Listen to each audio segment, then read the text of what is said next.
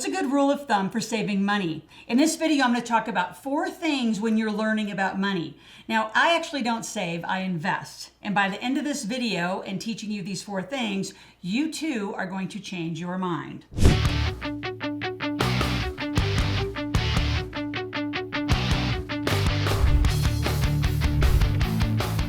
The 4 things I'm going to talk about specifically is number 1, you have to determine your income and expenses so you even know how much you have to put away. Number 2, what's important to you? What are you putting it away for? And we're not going to use savings, so I'm going to teach you some other concepts in this video. Number 3, we're going to set a budget. Now, I actually don't like that word. I think budgets are like diets. They're super restrictive. I'm going to teach you the word forecasting, but we're going to talk about that. And number 4, which is actually the most critical, is holding yourself accountable to the financial goals that you want. So let's begin. So number 1, let's determine your income and expenses. So I call this your baseline. In my Millionaire Maker book, we talk a lot about what I call a gap analysis. Where are you today and what do you want? What are your financial freedom day goals? Because inside that gap is where you're going to find some motivation. Most people are sick of their baseline. So then they get driven to say, I want something else.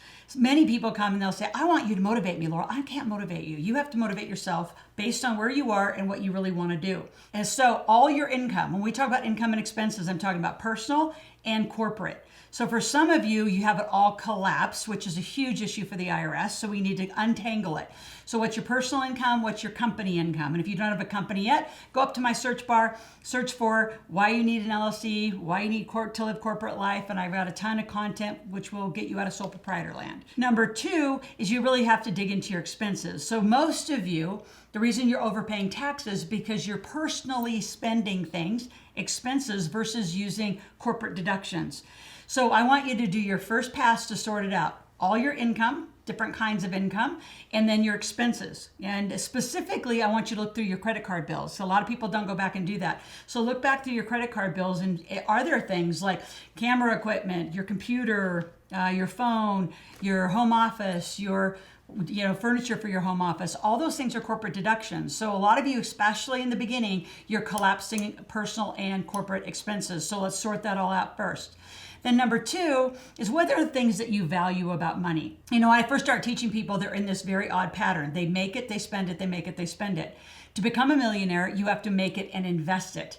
And again, the title of this is about how to save. I'm going to come to that next. Get to know what you really want, right? In life and money. Why do you want to be wealthier? Do you want financial freedom? That's usually what people say. So what does that mean? To me, that means financial choice, which means you're going to do what you want, when you want, with who you want, how you want, all of those things. See, the pattern that most people are stuck in is they make and spend, make, spend, make, spend. We're going to break that pattern to make, invest, make, invest. So in that, you want to say, well, what do I want to start investing in? Obviously, NFTs and cryptocurrency are hot. You can get in at a very low ticket. In our show notes below, I will leave an app, a free link to iFlip, which is how I invest in the stock market. So I still pick the stocks and the equities that I want, but I get pulled out of the market. It's a lot safer. So the next thing I want you to think about are those money rules. Like right now, real estate is crazy across the country. Some markets are totally sold out. Many markets, they're soon to have really great mortgage debt where people are going to have all these loans that are going to be called because of the pandemic. And if they don't have 7 months saved up to pay, they're probably going to go into foreclosure. Great time to swoop in and get a bunch. You got gas and oil that's going crazy right now. You have mineral rights. I have private marijuana. What do you want to invest in?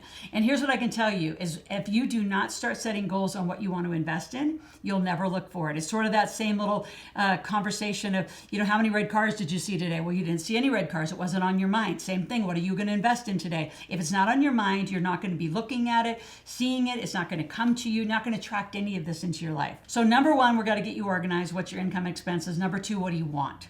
Right? What are your money rules, your due diligence? What would you invest in? And we got to get started with that. Now, the next one is really, really critical. I hate the word budgeting, which really kind of leads into savings. Because what is savings? Savings is a lump of cash. And Susie Orman, Dave Ramsey, Dave Bach, the traditional financial institutes would say, well, you need to save for a rainy day. Really? I don't spend on a rainy day. Usually, you tuck in and, you're going to YouTube binge me, not Netflix binge anymore. So why do you need a rainy day? Why do you need an emergency fund if you know how to make money?